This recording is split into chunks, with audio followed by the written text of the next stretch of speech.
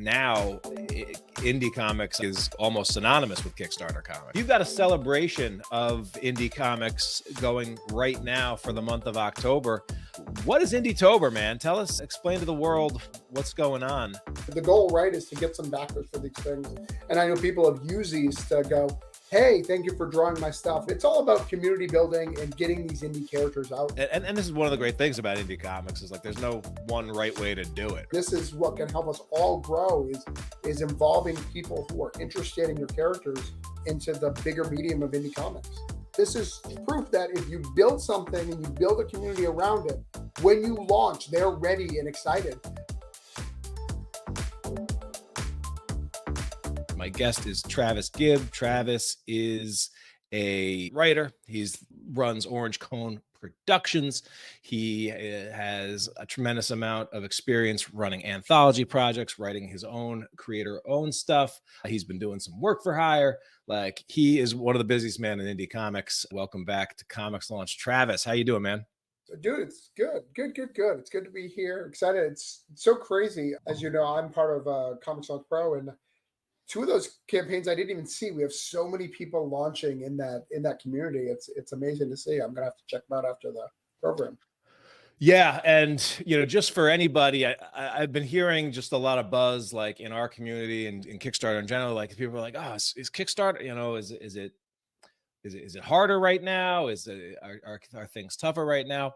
One thing that is absolutely statistically absolutely true is that right now on Kickstarter is the busiest time of the year in terms of total number of comic projects launched.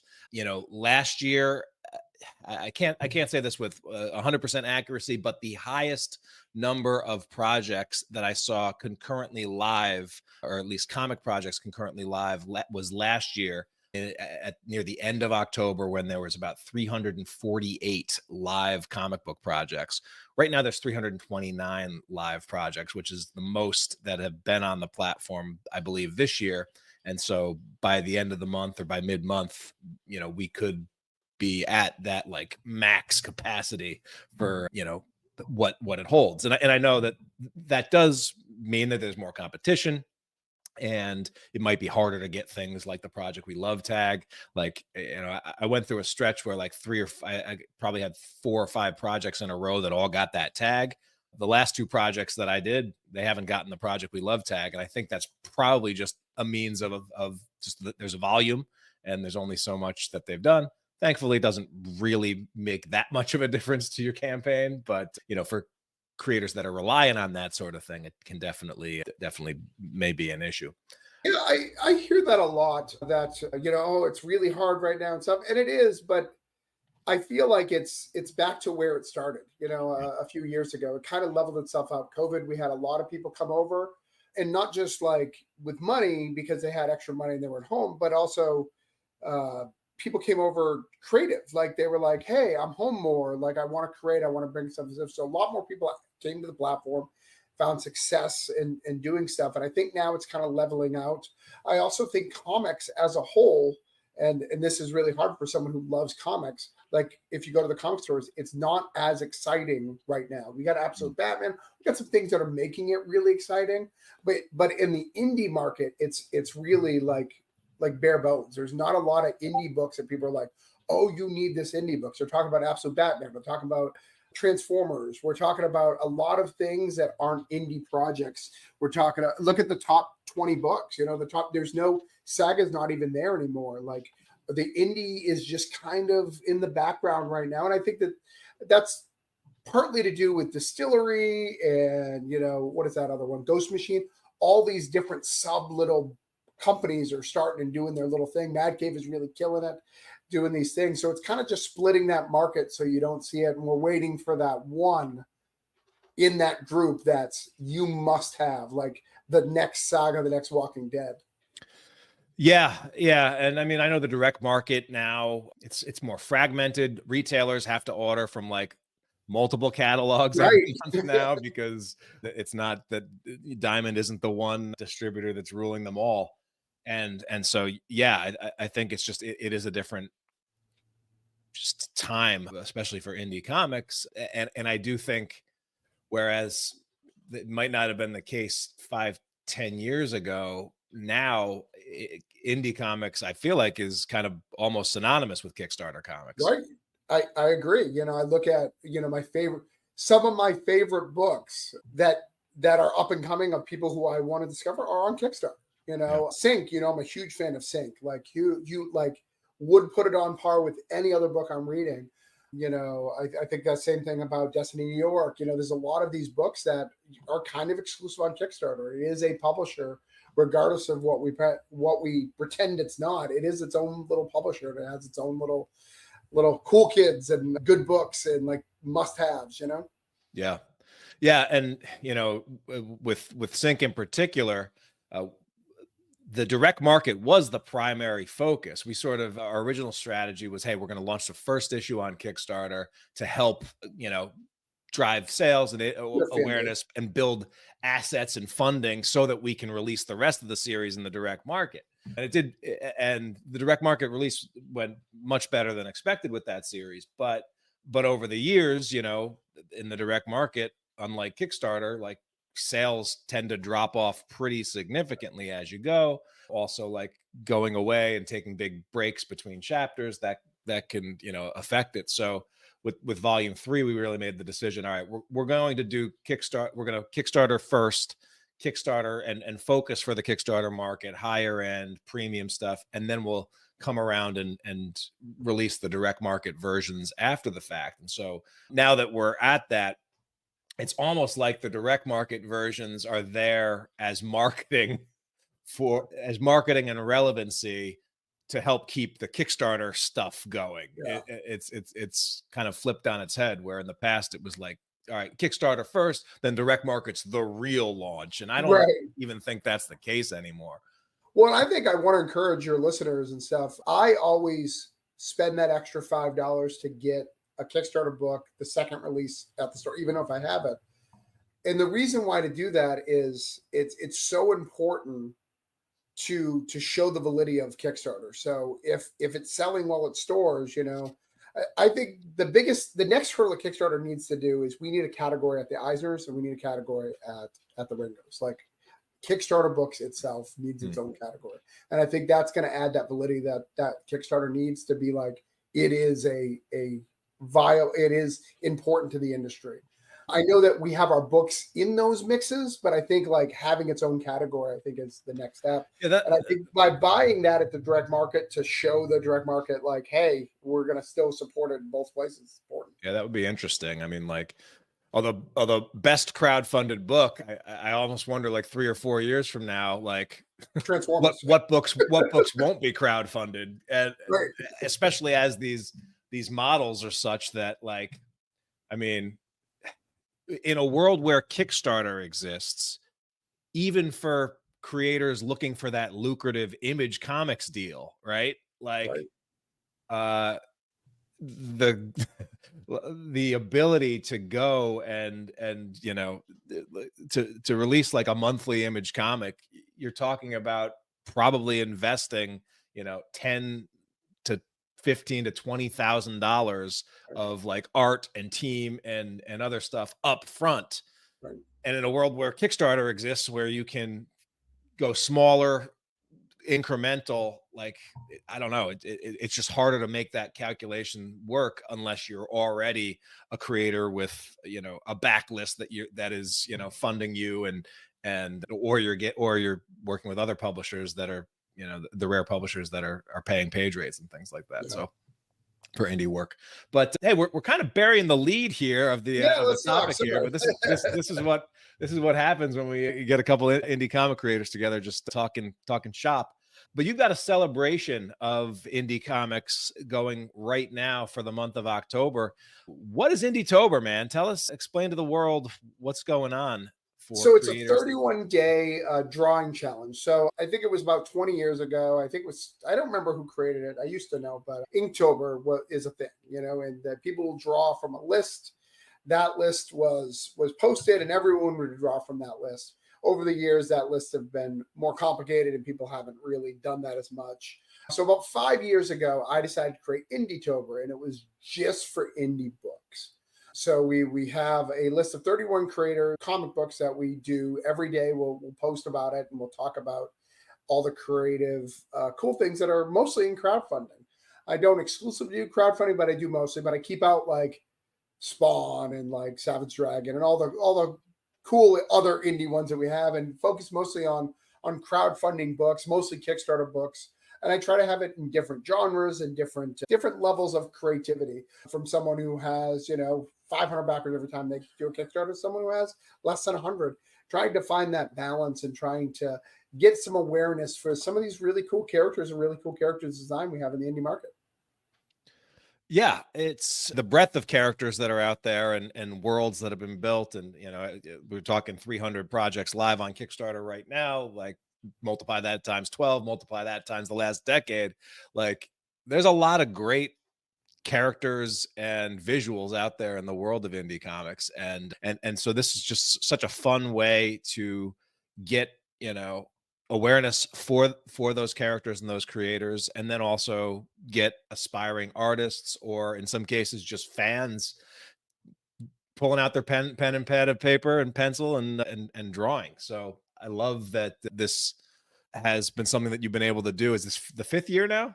Yeah, this is the 5th year. We started out, it was far more complicated. We had 2 characters per day and all sorts of stuff. I had a committee of people who chose. Eventually, I was just like, I'm going to do it. I'm going to pick it. Because there's a lot of, unfortunately, you can't, it's only 31 people. There's only 31 campaigns. So we have a couple of small rules for it. So one, if you're on it this year, you're not going to be on it next year. So Oxymoron was on it this year. Oxymoron won't be on it next year. That doesn't mean Sync won't be on it. Doesn't mean a Comics Tribe book won't be on it, but that character won't be on it. 2, if you're a part of it, I want to see you participating. So if I don't see you participating, I'm not going to bring you back next year. It's pretty simple of that. 3, your book has to come out. This is not for your new indie dream that you're launching in October or launching in November. That's never happened. It's better if this has a fan base that comes along with it that helps draw it. And those are the rules. And it's worked out really well. I know every year people have been hired to do pinups or covers. Like we've got people work. Last year we gave a $50 gift card. We're probably going to do something like this. This year, 7 Years in Darkness, the best cover, the best image that's given is going to be a cover for that upcoming issue in Diamond. So we have a lot of really good incentive and a really good community that kind of builds us up. And even though it's small, we only have, I think it's like 371 members in the group. We get about 10% of people drawing these characters. Yeah. Yeah, I mean, I was first. It was awesome to have Oxymoron kick off the event. Timing could not have been better. So super appreciative of that. Helped to get off to a strong start. I think it's also a good character because I think he's fairly easy to draw. Yeah. and so it was cool to see even like the non-professional artists out there taking their crack at the character and having fun with it. But yeah, I mean, the timing couldn't have been better with having a Kickstarter going. And like you said, I've already reached out to a few of the artists who've drawn them saying, hey, looks like we're going to have, as we hit stretch goals and things, Sure. we're going to be expanding the page count for the hardcover a little bit. And here's some ready-made content that, artists are cool enough to, want to include in the book. So yeah, it seems like a win-win for everybody paying attention, a win-win for indie comics, etc. Yeah, I mean that's the goal, right? The goal is to celebrate indie comics, to get because some people never get fan art, and it's not because people don't like to do fan art; just they're busy, right? They're busy doing this or that. This gives a time to do fan art, to commit to fan art, and be part of a bigger community and see it. And I really pride myself on picking, great people and people who could do it. Like I intentionally chose Oxymoron because I knew it was live. I try to pick characters that are live, that can help do stuff, and I try to help build what's coming. So a lot of these characters, even if they're not live now, I know that next month they have a campaign or whatever the case would be. It's trying to build that and trying to have people. I try to have people who I know, and then there's a lot of people who aren't even in my circle. I don't know who they are. I just messaged them and said, hey, I've seen your campaign. I've never backed it. I've never stuff, but I think it's a really good campaign. You have a fan base. Can I bring you over to Indietober? Try it out. To try to, mix fan bases and mix communities, because I think that's what's important. Yeah. So I'm curious because, I'm someone who, well over about, I think it was probably about, got to be more than, oh my goodness. I don't even want to say how long ago it was, but I, I was at the time teaching a little after school program around making comics to middle school kids, while I was also like slugging through a series that I had been working on and just spending a lot of time doing that, and was kind of jealous of the students that I was teaching's just ability to like, hey, today I'm going to make some new characters. I'm going to do this. I'm going to do that. Like, and just jump in and create. And I felt like I was like in the slog of executing on and fulfilling the promises of like a book that I had been working on for several years. And so I was like jealous of like just the ability that kids could often have is just like pulling out that blank sheet of paper and just drawing and coming up with something new. And so that sort of like spawned the idea to do a challenge. It was called the 30 characters challenge. It was 30 characters in 30 days for every day of the month of November. And the first year I did it, I think I just did it on a small blogspot blog that I had. But what surprised me is as I was sharing it, a few other people were like, hey, this is a good idea. And they jumped in and they started doing it. And then the following year, I'm like, all right, let me make this like an organized event and I will set up a little website for it. And, that year, and I promoted it a little bit. And that year got like 100 people to participate. And then the third year, it like blew up, got covered on like all the major news sites. Over 1,000 people participated. It was kind of like, and it was one of those things where it really was something that helped me stand out as a creator, not just from the stuff that I was creating there, but just networking with, and I discovered talent that I'm still working with today. And it did a lot for me of organizing the event.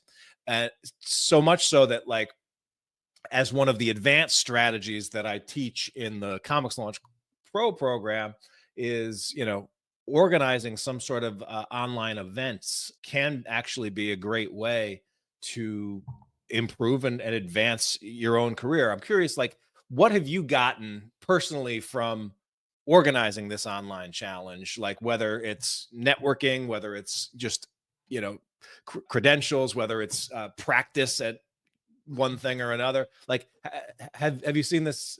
What are some of the positive benefits from doing this?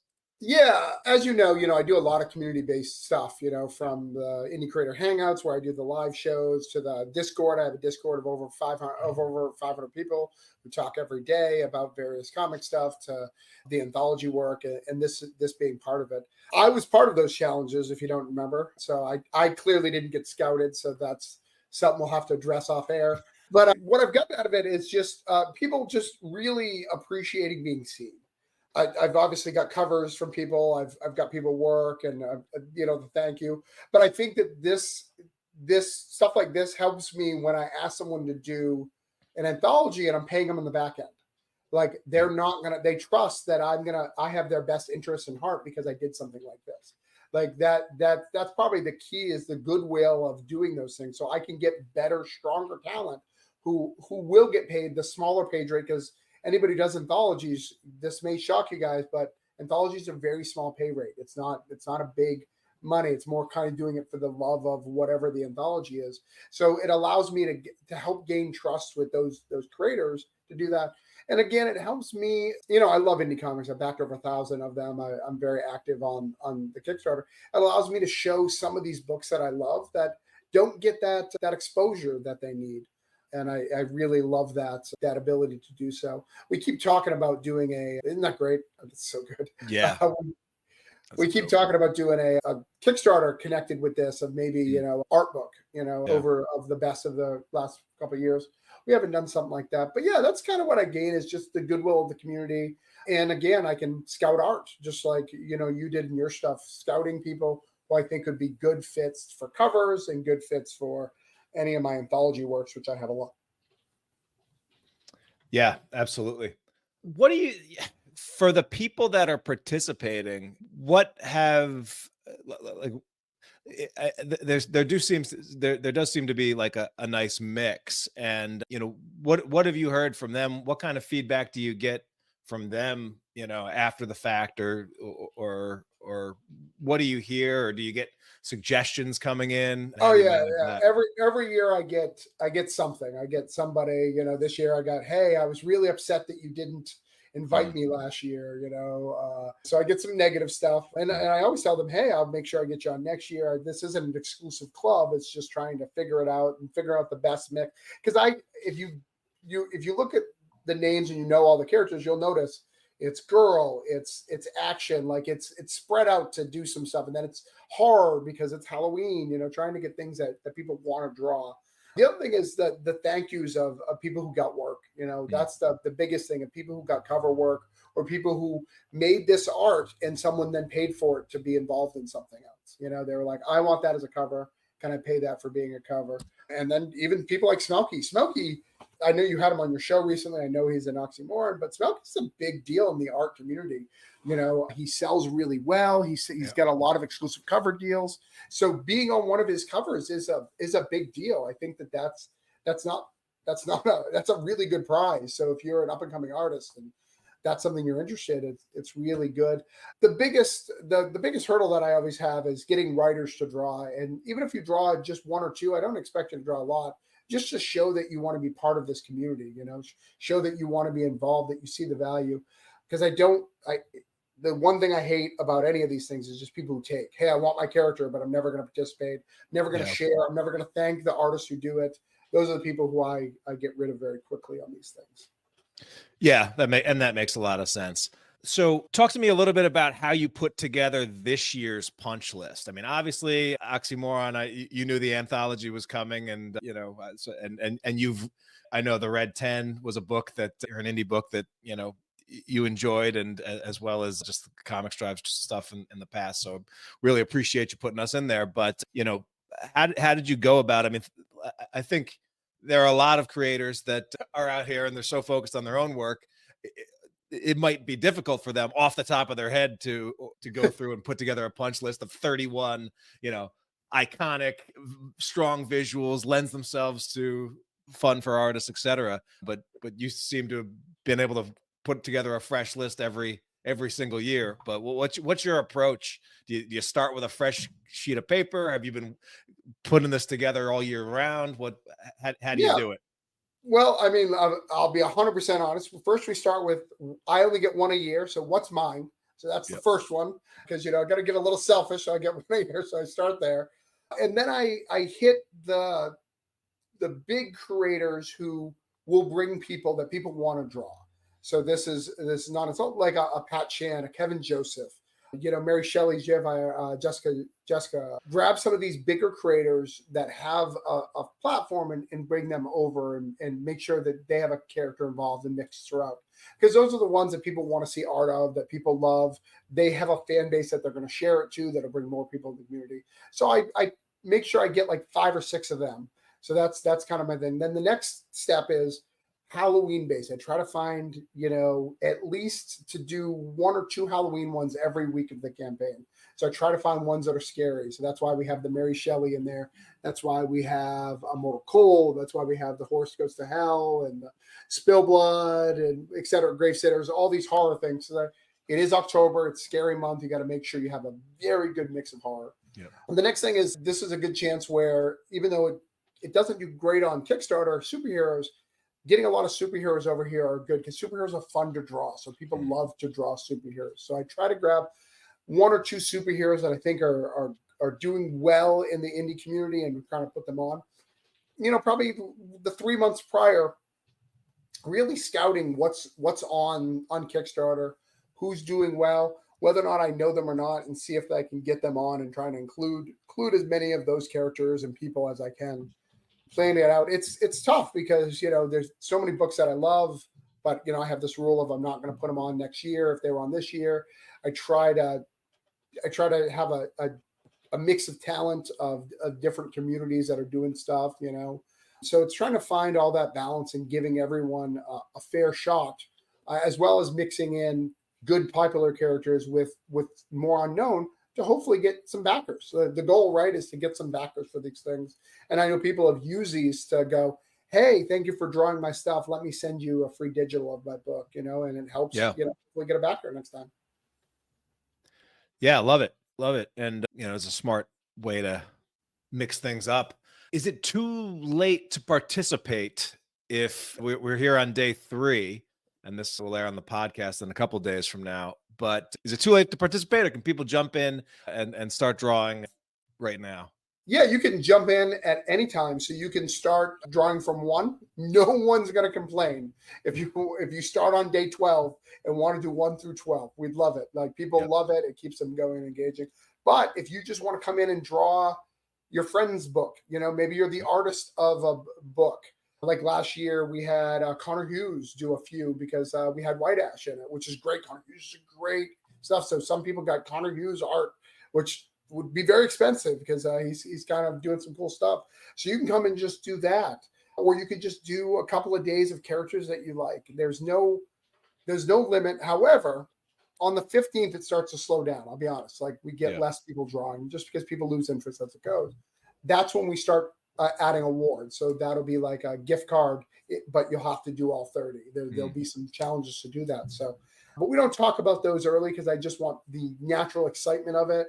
We're going strong right now. We're getting about 10 drawings per character, which is pretty good. And then even, yesterday, Scott King came up with an oxymoron on basically day 3, today. Yep. So people are drawing the old stuff and catching up and doing stuff.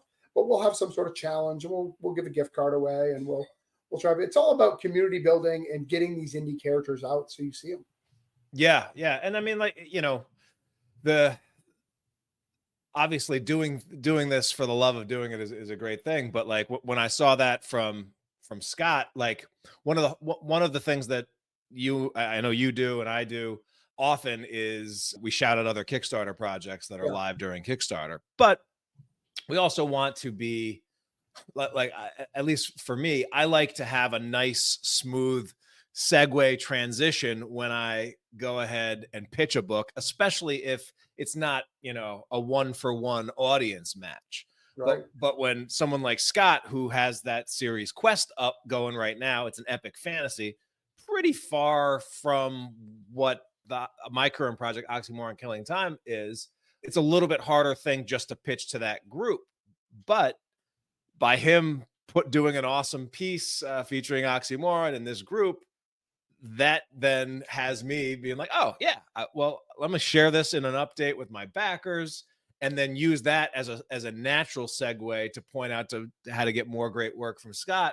And then also at the same time, it gives me an opportunity to plug the Indietober event to, hey, go check out more Oxymoron art, and who knows, you can pitch in there. And then I also think things like, hearing that Joe Schmalke has a cool reward or a bonus, that's awesome. And it may encourage other creators to like, all right, what else can I throw in just to give that extra little impetus to draw this? Because, I mean, some artists, it's clear, like, and I love it too. Like, there's somebody participating. I have to pull it back up. He's basically doing all of his in pencil drawings on Post-its, but you know what? Peter, yeah, love it. Why not? At the end of a month, I'll have 31 just cool Post-its on his wall. And on the other hand, other artists are spending time doing like full detailed, full colored, like cover work drawings that's like, hey, this is taking them hours and hours, and everything in between. So yeah, I love just that. And this is one of the great things about indie comics is like, there's no one right way to do it, right? Yeah, I think, we're getting, this year's very unique because we've got the Post-it note, and then we've got the guy who's doing just the like price things and making it 1 and 2, like as it's like an issue, the corner thing with the Comic Authority. We're getting all that. We're getting some that are full color. We're getting some that are black and white, and we're getting people throwing down the gauntlet. Yep. Last week Gerald threw down some stuff, and Brian Wolf was like, I got to bring up my A game, and he's trying harder on it. And that's what we want to see. We want to see this community, and all it does is benefit. Like you said, you've reached out to some of these people. You want them in your book to do stuff. That's the goal. Now you have a new connection with a publisher that you never had a connection. You may not have known that Comics Tribe exists until this contest. Now you do. Same thing with me. My coins, I'm doing selfishly. I have Coins Judas coming out next year. I'm going to use some of that stuff. Of course I am. Like it's all part of the process. And this is what can help us all grow is involving people who are interested in your characters into the bigger medium of indie comics. Yeah. And I mean, also, it's cool to see some people that I haven't had the opportunity to interact with before, but they're just like, oh, hey, I did this piece. And the reason I did this piece is referring back to issue number 1 that was published in 2015. That is like, I was like, oh, you read that? Like that, people actually read this stuff, and it made an impact on them. So yeah, it's cool. And it's doing what I think you set out to do, which is like celebrate this awesome world of indie comics. Yeah. Riffing on that, as an indie comic expert, I'm wondering if I could I'll give you a couple categories and just get some off the dome recommendations of indie books that people might want to check out. And Kickstarter super backer and indie comic aficionado. So, I mean, let's start out. We are in Halloween. So indie horror recommendations. What you got? A couple books you want to shout out? We've already mentioned Sync, and I'm not saying that just because Tyler knows I'm a huge fan. John Lees, I think, is didn't pay him to say it. Yeah, John Lees is. It's a shame that he's not writing Ghost Rider, that he's not writing some of these really cool Marvel and DC stuff, because he's got the exact temperament of a superhero book with all the right beats and all the right surprises. He's really good at that. But others in that realm is The Crossing. I don't know if you've ever read that. It's a great book by Erica Jennings. It's about ghosts, but unlike normal ghosts, it's about a ghost. This guy meets this ghost on a train, and he keeps following her around. And you find out there's more ghosts, but ghosts aren't normal in this world, and they're made from this one thing that's happening. And it's a very interesting thing. It's also done. The art is by Alex Cormack, so there is a tie there. But that's one of my favorite horror books. Let's see what else is coming out, or that's going on right now. Let me see what I'm backing in the horror realm. I think you've got Vampires of Mars. I think is really fun. It's basically the premise of this particular book is they need to send people to Mars, and they need to survive without oxygen because they can only get so oxygen stuff. So they send vampires who don't need oxygen to live, and it's pretty funny, but it's also kind of a cool book to kind of back and get into. Let's see, trying to think of all the stuff. Sorry, my phone keeps ringing. We've got Pale of the Path of the Pale Rider, which is like what happens when nobody dies. For some reason, nobody's dying, and it's making some people crazy. It's kind of this weird, like, kind of twist, and it's kind of everything's gone back to the Old West. It's got kind of zombies in it and things like that, which I think is a lot of fun. So those are probably my top. And then obviously we go back to Smokey. I believe he's still live with his trade paperback, right? 7 Years of Darkness is still 7 years of year Darkness. 1. Yeah, 7 Years of Darkness. Not only is it written well, it's kind of like a dark Harry Potter. Basically, there's, I don't remember the number. I think it's like 31 students go into this kind of houses, and they learn magic. But by the end, only one of them will live, and it'll be like a master sorcerer. And all the sorcerers are really cool. All the imagery is really cool. He uses a low color palette to draw it in a unique way. So that's definitely one. And what's cool about this particular one, I have this. I've had it for a long time. This is just kind of a print of trades exclusive for Kickstarter. So this is, again, one of these great things about Kickstarter. I see a lot of creators who, once they make it in the direct market, they don't use Kickstarter as much, but they do it for these special things. And I know this is one of those special things. So it's a special trade paperback just for that. So that's the one that I highly recommend. Yeah, I'm with you on that one. I'm excited to get the trade because I picked up the first issue from Joe last year at a convention, but I haven't continued the series just because it's been a while since I've been in a comic shop. But yeah, excited to get the collection, and I know that this is the next 7 years of Joe's creative life working on this series. Much like a Harry Potter, each year will each volume will follow a year in the education of these dark wizards, which is pretty cool. Yeah, and it's connected to his kid. Like, it's his fear of his kid leaving the house. Like he's told me personally, it's about his fear of his kid leaving, like it's kind of a countdown to his kid leaving the house. And as someone who's a parent who has a 22-year-old, like I get that, like I get the fears of that, and writing and using those emotions, using real emotions. As anyone who uses real emotion, that real stuff in their writing, you just feel it. You just feel it. Yeah, and it's the perfect convention book pitch, because it has 3 levels of it.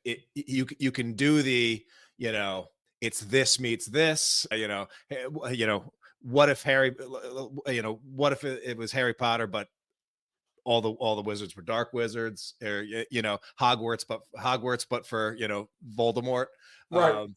So that's one angle, like the high level. Okay, and then like the actual pitch itself about 72 children go to this academy, but only 7 will ever graduate because and they get whittled down. Like that's like a compelling thing. And then if you could also add the personal angle, like you have a knockout home run pitch for conventions. So Joe did well with this one.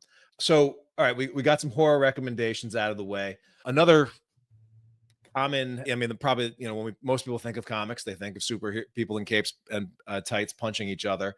Marvel and DC tend to have that piece of the market well carved out. But are there any indie superhero books that you could recommend right now? Yeah, I like Zob the Lightning Wielder. It's XOB. Sob is how we pronounce it. I don't know how it translates to that, but that's what it is. Lightning Wielder by Kyron Silver. It's kind of I'm not sure if it's live right now, but I don't think it's live right now, but it's a really cool, like, lightning hero, but it's connected to like a Hawaiian like myth of how the gods came from, which is really cool. I like Hot Shot by Michael Watson and Vigilance. That Hot Shot whole universe is really cool. They've kind of got their own thing. So the new one that they have launching is called 5 Star. So it's a cool little buff superhero, but it's all part of a Hot Shot universe. And there's several characters in that, which is really, really cool. And I'm really proud of that community for sticking around. I really want to put that. So you remember, because you and I are old, do you remember War of the Independents? I do, yeah. When I read that book, one of the things that makes me really, really sad is because every issue is broken down. They've got like the humor characters. They've got like superhero comics. They've got like black superhero comics. They've got like women, femme fatales. The black superhero section, I don't recognize any of those. And what breaks my heart about that is that it means so many of these indie creators in the black community left before Kickstarter became such a thing and was able to show the community all these really cool, larger than life characters. Where Mike Watson, they've been around for about 10 years now, I think, 5 or 10 years, and they're still going strong, still adding more to that universe. So I really like that, because it always breaks my heart when I read that book, because that's a section that I visually notice none of these heroes exist anymore, where all the other ones have some cool stuff. That's a good book if you guys can find it too. War of the Independents, really hard to find, but it's really fun. I like there's a book, superhero book called what is it? What is its full title? Give me a second. Sorry, it put me on the spot. Put you on the spot. Yeah, that's all right. The great part about these live, it's brand new. First issue. She can get it now. It's Kaden. It's called Loogie. It's a giant like junkyard like blob of slime on her head, and she's kind of goes through like fun little adventures. This book, Kaden has been working on this book nonstop for the last couple of years, and it's really well done. And it actually shows something that you talk a lot about in ComixLaunch, is launching when you are ready, like launching when it's time. This is a first-time creator, never launched before. It's only backed 23 things, but they've been active in the community and showing this character off for years as they built this character from design to concept to everything. And I mean, it's killing it. I think it's at 7K, right? Yeah. Over 7K, 188 backers. 188 backers. And this is proof that if you build something and you build a community around it, when you launch, they're ready and excited. Because when we started this, competition is fierce right now. A new creator shouldn't be getting this kind of money, but it's because Kaden did the work, interacted with people, asked people the questions, tried to make their book as strong as possible. And we are all excited to support and be part of that book because they were active and built the tools they have. And it doesn't have to be a ComixLaunch community, be any community. find a community that you want to stick with, that you really want to interact with, so they want to help you succeed to get your launch up. And I'm so proud of that, because you know, and you've seen it over the last couple of years, getting these big first time launches just aren't happening. And I mean, he's going to hit 10K. Yeah. With 29 days to go. Absolutely going to hit 10K. Nice. All right, let's talk your bread and butter, where you kind of, one of the areas where you got started, crime comics. Crime comics. That is a little lacking these days in the realm of indie comics. So you've got her, you know, that is out there. You've got currently we got the Sherlock Holmes and the Phantom Masquerade on, which is kind of crime-ish. So it's that's live right now from Daniel Calvin. Daniel Calvin's a great creator. So if you're kind of looking like crime mystery, you know, using the Phantom of the Opera and using Sherlock Holmes, I think is good. I saw American Yakuza. American Yakuza is the next one. Yeah, I was going to mention American Yakuza is on issue 3. What's cool about that one is that's like buying a monthly book. It's coming out every 6 weeks on Kickstarter. Wow. So I think it's a 3-week campaign, delivering to you, getting the next one. So that's a really cool one about a guy who's an MMA fighter, goes over to overseas, gets into a fight with this guy, and they kind of switch roles. He wants to kind of figure out what it's like to be an American, and he wants to figure out what it is to be a Yakuza boss. That's a really cool one. Yeah, I think in the crime category, I think that's all we've got that's at least live. Yeah. And I'll give you one more, just this is kind of a wild card, but guilty pleasures. What would you have in the guilty pleasures catalog? What is a guilty pleasure? Well, that's with Kickstarter being what it is these days. I don't back a lot of those, my friend. Yeah, you're not trying to get in the doghouse, right? Yeah, I don't back those. I don't even like. I just don't get the appeal to it. Just me. But some of my guilty pleasures of kind of my favorite fun little books is Grandmother Chainsaw, Horse Goes to Hell. And it's Hocus Hocus. It's kind of this, he has this little universe of like, it's kind of horror, but it's kind of funny. It's more like, it's more funny slapstick, like a Rick and Morty than like a serious book. So those I like. I'm a big fan of White Ash. So White Ash is live. That's a guilty pleasure of mine. That has all the right stuff. That has a little bit of the sexy in it, but also has such a great story. I remember I backed that 100%. It's one of those books that I backed because I think you mentioned it in one of your things about packaging, about how to do proper packaging and branding. So it's live right now, and he does the greatest branding of all the stuff. Like it comes in like this beautiful envelope and like with a postcard and like a stamp from the town of White Ash. And then I read it and I was like, oh, Charlie Stickney can write. Oh, all right. So now I got a really good story. And even though if you've read these stories before, like nothing is like super surprising in it, but it's so well written that you want to see what's going on, because you're all like in it. If you've ever watched a movie where you're like, seems to be predictable, you know that's going to drop at some point. And because it's so well written that you're going to keep watching it and you're going to figure out where this is. A lot of sci-fi's like that, where you're like, I kind of know this. It's kind of like Star Wars, or it's kind of like Star Trek or Stargate. And then it flips it on its head and you're like, oh, this is drastically different. And Charlie Stickney, you're right. We're on volume 8. It does very similar to the sync model, like double issues. You're getting a big content when you get it. So highly recommend. That's my favorite book live right now, I think, besides Oxymoron. Yeah. Well, thank you, and appreciate just hooking up the listeners with some indie recommendations. We are in a great time for discovering new comics and things like that. But then also the fun thing, you know, I've got some ads running for the new Oxymoron thing, and you know, the responses of people that respond to ads, it runs the gamut between like, this looks like a rip off of this and this and this. It's like, on the one hand, and then other people are like, hey, this looks really cool. So glad to discover it. And you get everything in between. But you also realize that, like, you know, in the indie world, most of the civilized world still hasn't had the opportunity yet to come across these and experience and enjoy these characters. So anything that can be done, events like Indietober, new Kickstarter launches, running ads, just cross promotions to potentially get those new fans eyeballs on stuff is worth doing. So Well, and I'm especially excited if for it, you man. love, you're luckily one of the benefits of like creators like you and I, we have this vast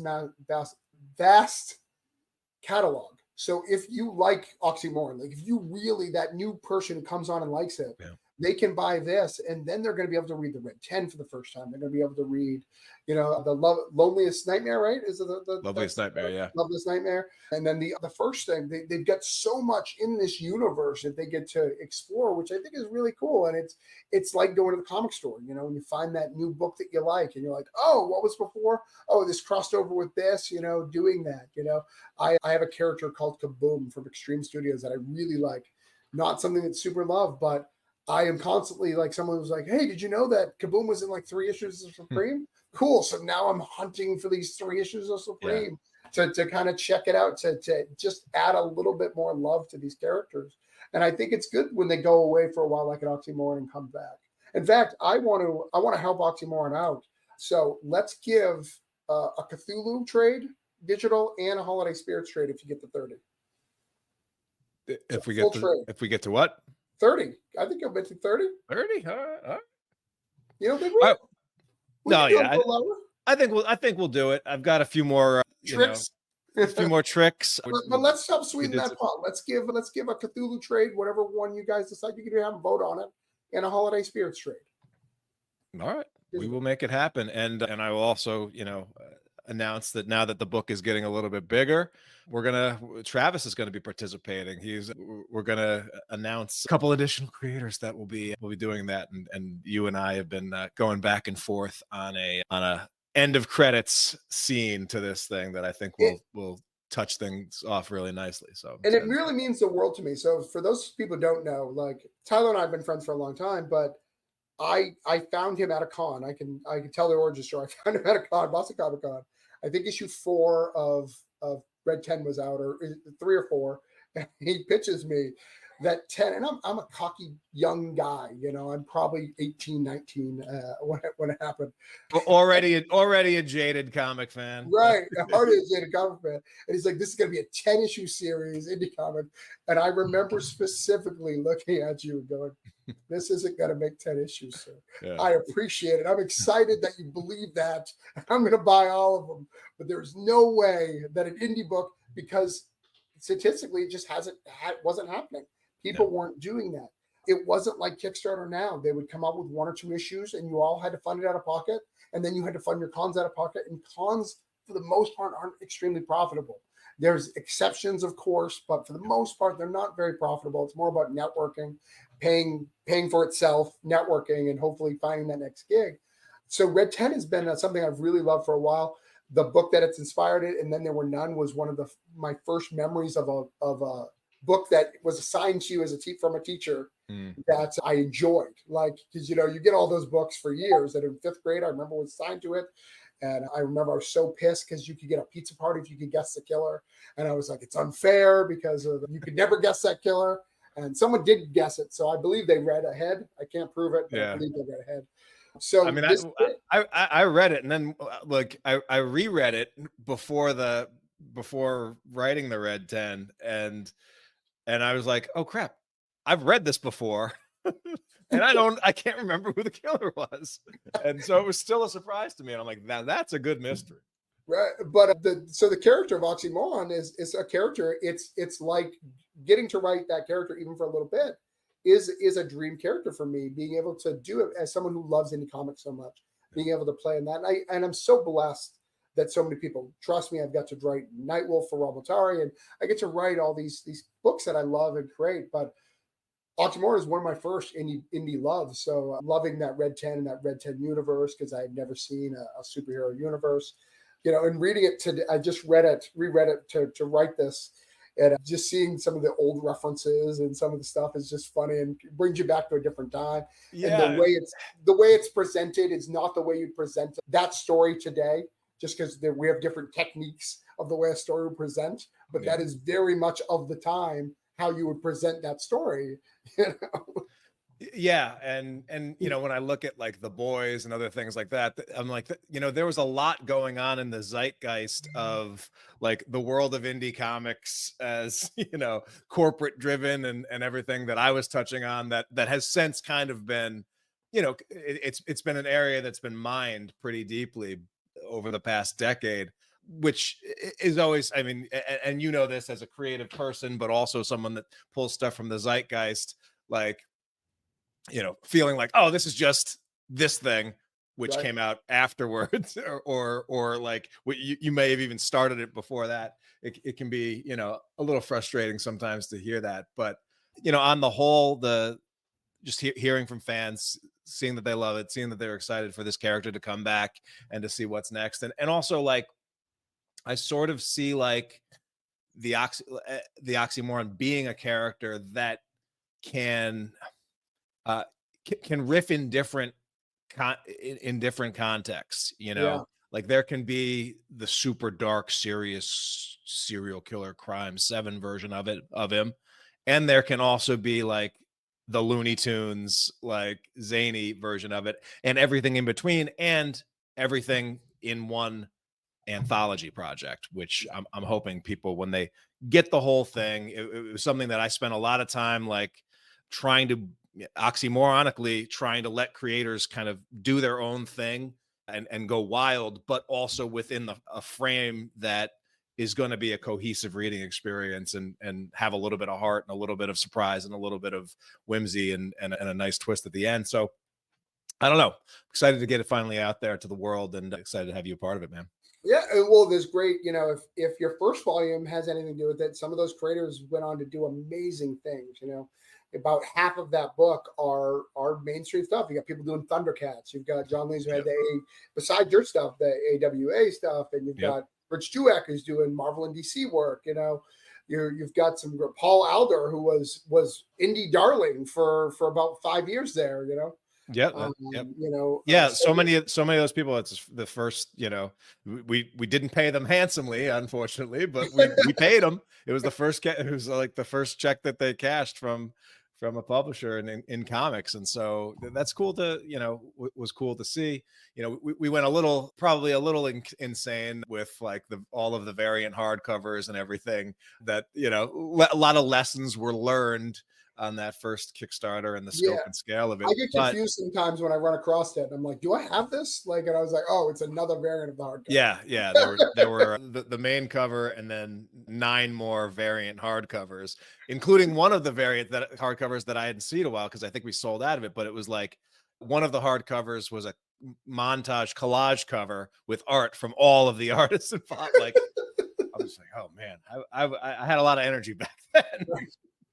Paper But was cheaper though, so I mean, it wasn't the yeah, exactly, exactly. It's pre-pandemic pricing.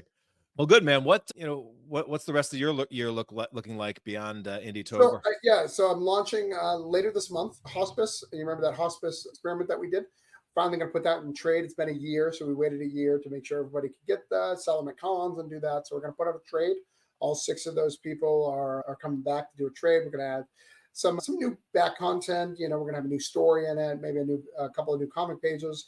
But we're going to launch that coming up very soon. And then at the end of the year, I'm going to do a kind of a quick personal thing. Just so many of these, as I've been doing this so long, I've been in part of a lot of anthologies, and some of the anthologies didn't come out. Some of them had some issues. So I'm gonna launch just a little one shot of about 36 pages of just different anthology pieces that I have together, kind of as for people who don't want to pay the $30 an anthology book price so they can get it. And these are all like at least a year old or so. So it's going to be really cool. 2 of them never got released because they took the money and ran or whatever the case would be, which unfortunately is a reality sometimes. Mm. So I've got a couple of those. So it's good to be able to put that out and get those stories out to the wider public. Well, awesome, man. I'm excited to see what else you got cooking. I want to encourage folks to head over to Indietober. Just plug in Indietober on Facebook. You can find the Facebook group. Check this. You'll be seeing stuff on social media and around the horn. But a lot of great art, a lot of great characters, and a lot of love for indie comics. Travis, thanks for hanging out with me today. Always a pleasure, good sir.